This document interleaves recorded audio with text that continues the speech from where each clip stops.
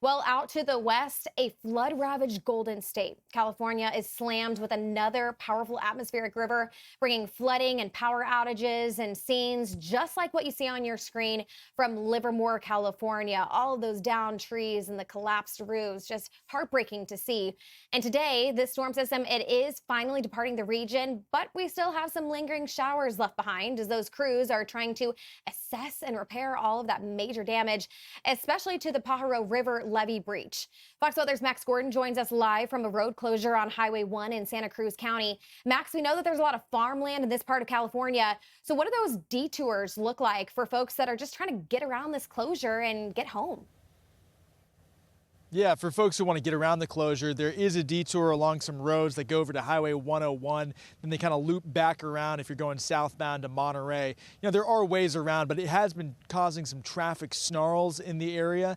The bridge behind me that crosses the Pajaro River, there are concerns that the levee that is, that makes up each side of the bridge has been undermined because of the flooding on the Pajaro. Now, of course, we remember earlier on, a few days ago, there was a breach along one bank of the levee, just upstream from the community of Pajaro. It flooded the town. Around 2,000 people had to be evacuated.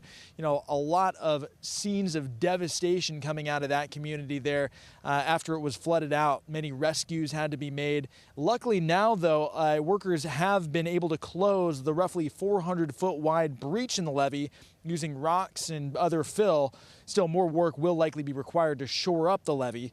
And as rains from this latest atmospheric river event begin to subside, they were replaced by strong winds. At least yesterday they were. The soggy soil combined with the gusty conditions sent trees toppling all over the area. In Loma Prieta, a gust registered at 97 miles per hour. Here in Santa Cruz County, trees fell into houses and into an assisted care facility. Hundreds of thousands of people had their power knocked out. Another twist in a wild winter for folks here in northern and central California.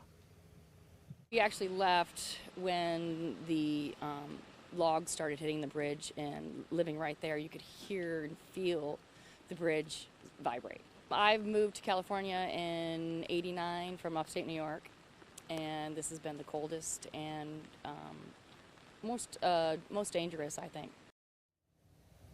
Heavy rain was also reported in California's foothills in the eastern parts of the state. In Placer County, a mudslide crashed into a home and forced evacuations. Now back here along Highway 1, it's unclear when this 10-mile stretch will reopen. Engineers with Caltrans have to ensure that the bridge is safe before opening this stretch back up. Meanwhile, California Governor Gavin Newsom is going to be touring storm damage in nearby Monterey County at noon local time in about an hour. We'll have updates from that later on in the day. Kendall? Just such a devastating situation, but so glad to hear that those crews, Max, were able to successfully close that breach in the levee. I'm Amy Freeze. Welcome to Fox Weather's YouTube page. We have more great videos on the way, so make sure to subscribe to stay updated on all things weather.